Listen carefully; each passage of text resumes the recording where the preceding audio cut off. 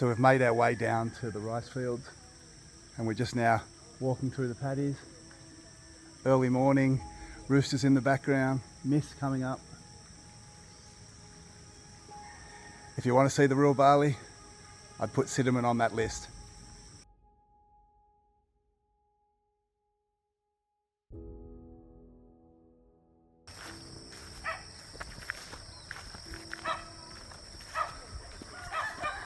So we're nearly at Sidemen and I've just stopped because this was probably the first place I could. We picked up the car in Sonor, we had a good look around it, we've filmed it, but to be honest, there's not many sides of the road that you can actually stop and have a talk. So I've got Lynn, I've got Anthony here, my cousin. He's doing a 21-day trip with us around Bali. It's going to be good to get that first impression of what Bali's like. But we've got the little car, and I think this is going to be quite a different way of seeing Bali. I've driven a bike a fair bit. I know how to get around Bali. I know the roads, but I know a lot of people recently have said, can you drive a car around Bali without that driver, especially if you want to stop lots of places over a 21-day period. So we're going to check it out, see what it's like, see what it costs, see how easy it is or how hard it is.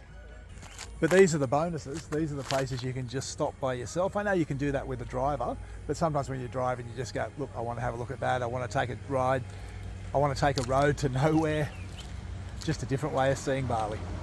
So I think these videos over the next couple of weeks are going to probably be a bit more raw than what I normally do, filming in the car, out the window, that type of thing. But I hope it gives a good impression of what it's like just to do that trip around Bali and get out of those southern tourist areas. Okay, it's Bali. We've got a car for 2 weeks. We're going to see what it's like travelling around from here, Sidemen, Candi Dasa, Ahmed, Litor, Munduk, and then back to Ubud. Let's see what it's like driving in Bali. Bring on the road trip. Scotty's doing a good job so far navigating the traffic as a car driver for the first time in Bali. It doesn't feel too bad, like it's just like driving normally, I think. And I think because I've driven a bike here, like you seem to know to look after those, or look out for the bikes. Yeah, you're quite familiar with the road practices here, aren't you? Yeah, it's a touch wood. I think, yeah, it's not too bad. Sometimes you sort of lose where the road's going, but it's sort of just a bit of a merge of lanes that isn't signposted, but I think if you just take it slow, it's easy. Yeah, I think that's the beauty most of the time, isn't it? It does go quite slow. Yeah. How pretty is this road? I think there's actually some rice fields up to the left and right here as well. It comes real nice. It's the glances that you get of the rice fields, like on the right, and then you go straight out to the ocean and the islands beyond. Yeah. I think you got to watch here is when you pull off the road. There's lots of like drains on the side, so there's no real, like you can see the drain like drop off and drop off. Okay. They usually have a water runoff on both sides. Right. Oh, a nickname. big drop. Yeah. Yeah. Okay. Good photo. Oh, beautiful. Oh, wow. Look at that. Oh, that's nice. I like that. It's beautiful, isn't it? It's gorgeous. Oh. All the kids down there having a swing. Oh, gorgeous. Beautiful. The one thing I haven't seen here like Australia is there's no stopping areas. Stopping. Like, No. You've either got Take a to photo. stop on the road. Oh, okay. Yep. There's no. Oh. Yeah, it's not. Like in Australia, you've got that verge on the sides that you can sort of pull off onto everywhere. Yep. Maybe in the suburbs, there's parking. Where here it's just a little road.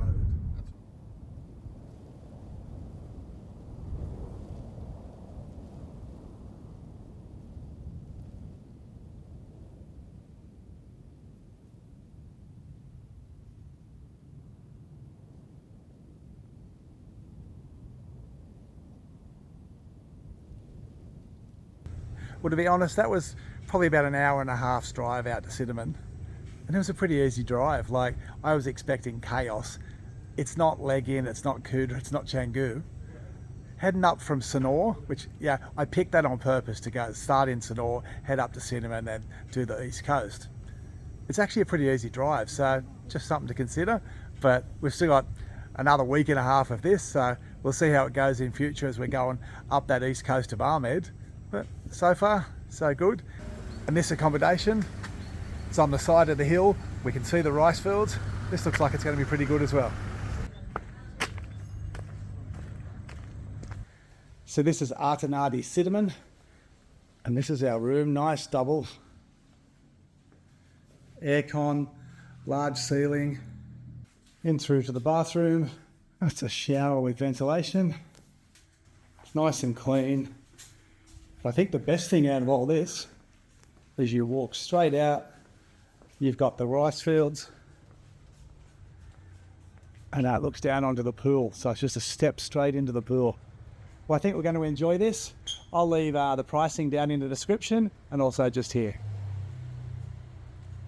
Yeah, this is going to be a relaxing night.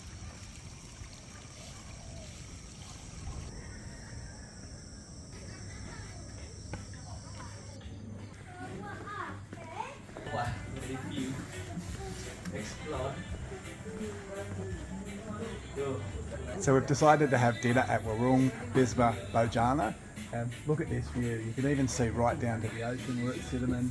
We've got palm trees, rice fields, ocean. Does it get any better?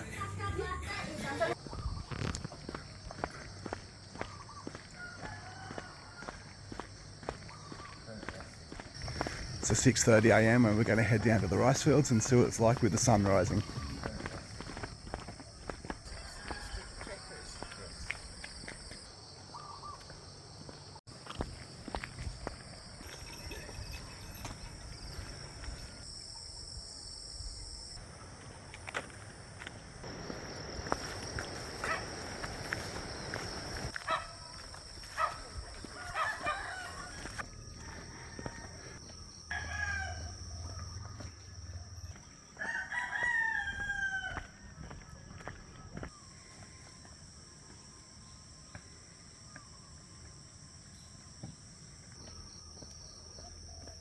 So we've made our way down to the rice fields and we're just now walking through the paddies. Early morning, roosters in the background, mist coming up. If you want to see the real Bali, I'd put Sidemen on that list.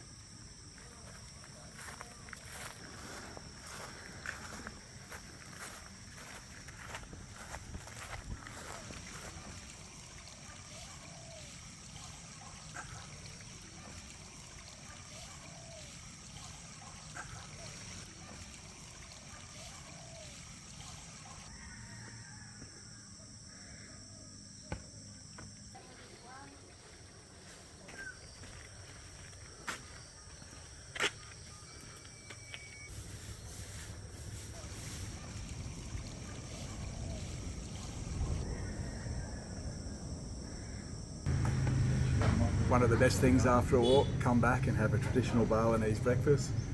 Banana pancakes, fruit, coffee. Here's to the morning.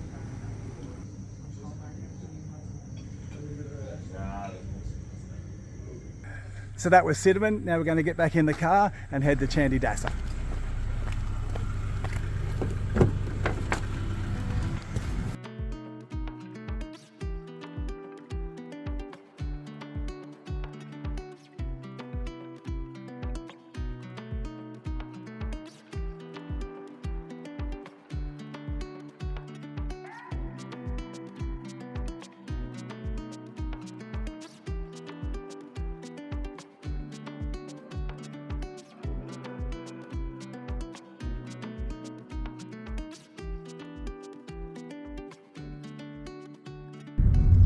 It's amazing how you go from the hills, they're just greenery, real Bali. There's no, as you said before, there's nothing for the tourists up there. It's all just everyday life. And then all of a sudden you're down here, it gets busy again. You've got the rice fields. Yeah. Just two different parts of Bali. So here we are at the water garden. This is at Candi Dasa. And I think this is some of the nicest accommodation you can get in Bali. All of these villas all have their own little ponds. You've got the carp in there. Just sit out, relax. Yeah, I think this is some of the best accommodation you can find. We've stayed here a number of times. It's got everything you need. Fridge, bathroom, big double bed, storage. And it is on the road, but it's back far enough that you don't hear any traffic. They've got the restaurant and reception as a barrier. Then you've got the pool area. And the accommodation is even back further into the hills. It's all very nice here. Let's go have a look at the pool. Now this is a little bit higher on our budget. We normally try for 50. I think on the exchange rate at the moment, this is coming in at 58. The little paths just bring you down to the pool. Now for Candi Dasa, this is a pretty good pool.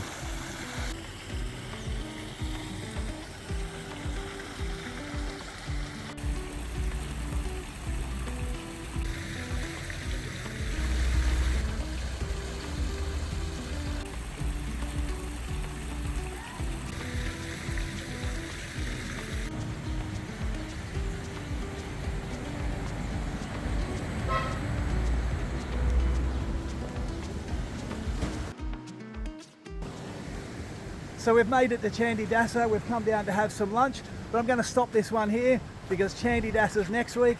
I copped a bit of criticism last time. I was a bit harsh on Candi Dasa possibly, but let's have a look, see what's changed, see how the beach walk's going, see what I missed last time.